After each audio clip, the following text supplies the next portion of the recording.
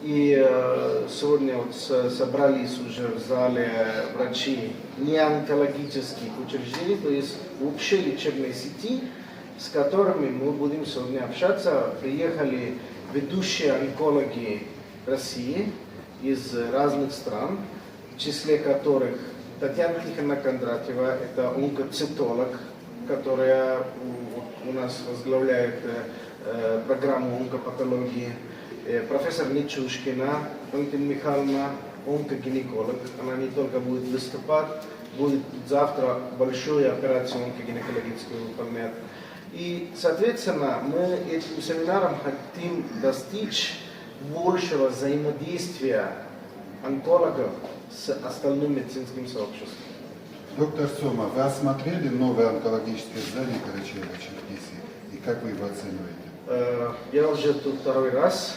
Мы на этапе подготовки сюда приезжали с представителями принимающей стороны, то есть и самого онкодиспансера с главным врачом Зубером Маховым, и представителями Алашара, это местная некоммерческая организация во главе с Мусой Игзековым и Мадина Игзекова, которая за медицину отвечает.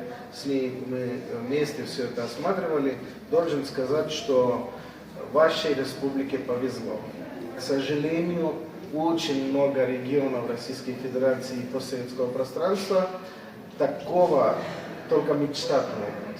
И если взять те регионы того же абазино-абхазского населения, где живут, ну той же Абхазии, да, мы там тоже подобные проводили уже не один раз. И там с помощью России создан неплохой онкологический центр, но сравнить нельзя. Уровень, вот здесь созданы очень, то есть хороший фундамент для большого полета. Я бы так назвал, вот, очень коротко, я могу в деталях много говорить, да? И на самом деле очень приятно, что в такой республике имеется такой современный онкологический диспансер. Ну и какой совет опытного онколога обычным жителям, которые, что бы вы посоветовали? Я любому обычному человеку всегда рекомендую хотя бы раз в году прийти к врачу-терапевту и пройти просто обследование, качественную диспансеризацию пройти. То есть получается, пока это взаимодействие у нас хромает, да? Во всем мире взаимодействие онкологов и врачей-неонкологов недостаточное.